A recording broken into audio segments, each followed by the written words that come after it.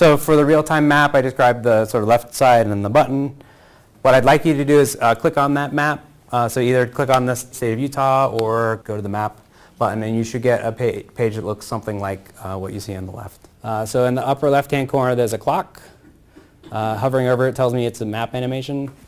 And we'll do this more in the later section, but as a preview, I clicked open the clock, and what it does is it brings me to a slider for time and a calendar that I can pick for different days. And then to the right of the now is a play button. To the right of that is the how fast do you want it to play, in what increments. Next to the time period, time interval is a heart. That's how I save something as a favorite. And then the X, if you click it, if I did that too fast, just takes me back to now by default. So if I want to look at a time in the past, I was playing around with some of the data, and before Memorial Day was pretty interesting. So I picked the Friday before Memorial Day, and you guys had a lot of interesting, fun traffic. So I put my slider to 3:30 in the afternoon to show how bad things were for people who were trying to get out of town for Memorial Day weekend, all leaving work early to do so, and causing lots of problems on your roads. So it's pretty straightforward. You can pick whatever time period in the past. We have data in the system back to January 1st of 2014. You can go back there. There's some differences in the data sets that I'll talk about later between the historical data that we processed in and the data we've been processing since the system's been live. So let's talk a little bit about that. Recognize from Terry's chart that she showed you earlier that probes get more over time. So the data from 2014 had less samples in them than it does today, and than it will in the future. When you're doing some analysis, you also need to sort of think about how that impacts, and whether the analysis you're doing with this particular data set produces something that matches the expectations for what you're trying to study. So say I really liked this time period and I wanted to save this animation. I clicked on the heart and it opens up this window here on the side.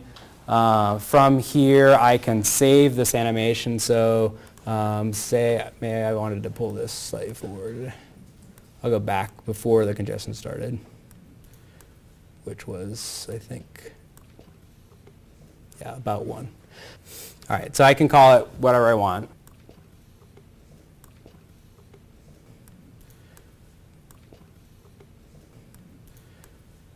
So I called it Memorial Day pre-weekend PM peak travel. I can decide when my animation will start, when it will end, so I can pick my end time. And I know that people were on the road for quite a while. So I'm going to pick 6:30 as my end time. I can give it a tag. So you can name favorites or routes with a tag, which helps you find them later. And so I don't know if you want to give any guidance to folks on tag naming. Yeah, sometimes people have used pins to be able to associate travel times with routes. That's another way to do it. Or if you're doing one for just your region, just region 2 traffic and safety, region 1 traffic and safety. It just depends on your purpose. Really, it's to help you find your routes again. So what makes sense, you can name things multiple tags. You don't have to limit it just to one tag. So. Yeah, so right now it's the Wild West of tags. Totally. So we're being sort of open and letting you do what you want. That has its pluses and minuses. So you can create anything. You can find other people's things they created. So it looks like somebody's created a holiday one already. So maybe I'll use that one. I saw that somebody created Memorial Day. It's probably me.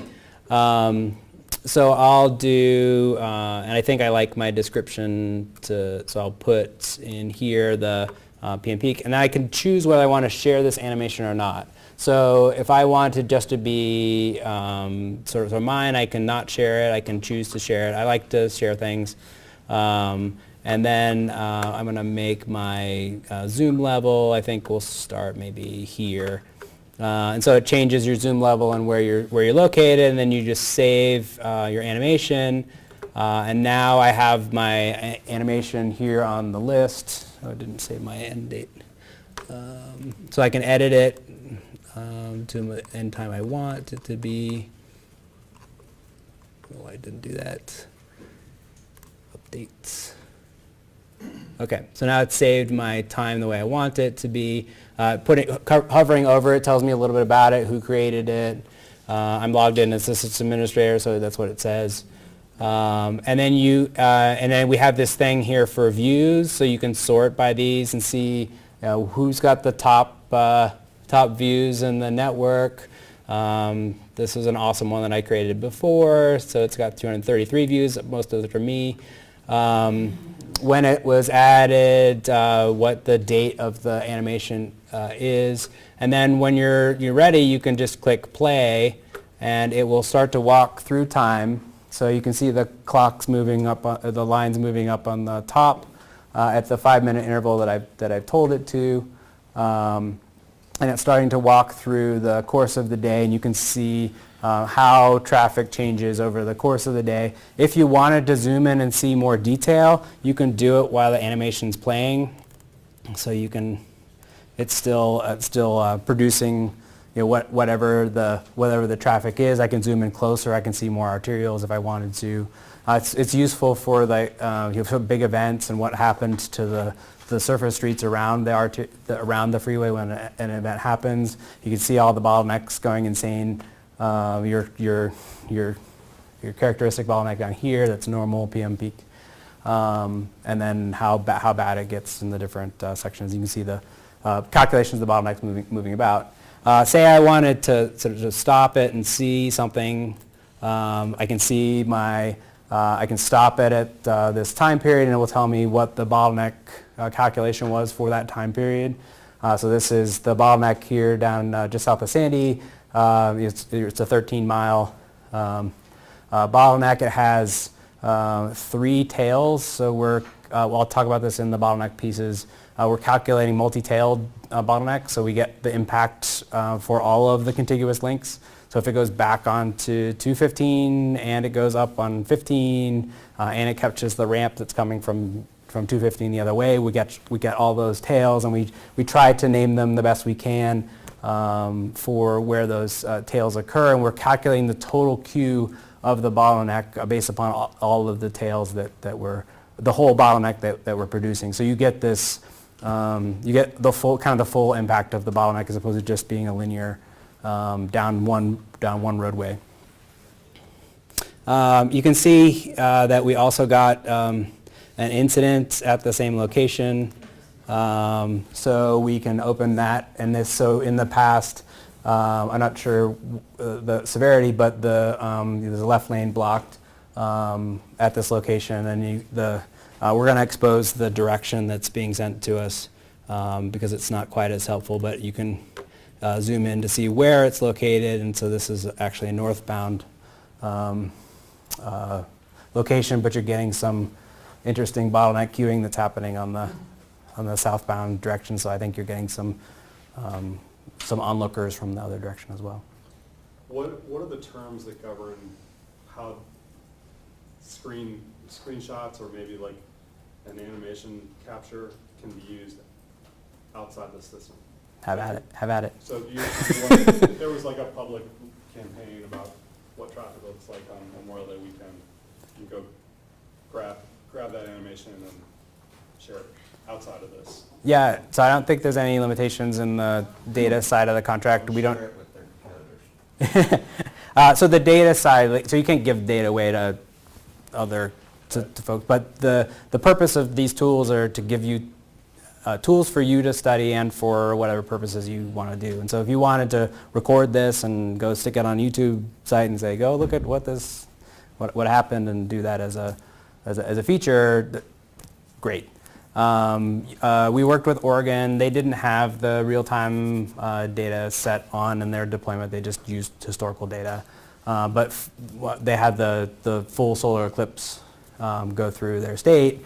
And so we turned on the features to let them sort of see this. And they used that as part of their public, they monitored the traffic during the event, and then they used it for their public outreach and explanation of what happened after the event, because the traffic was jammed for 15 hours. Some things everybody said, oh, the eclipse is done, I'm going to leave. These very small rural mountainous roadways that never have any traffic otherwise. And so it was a kind of a unique event that we wanted to hear, and we supported in their tools, but they were able to use these kind of features to demonstrate.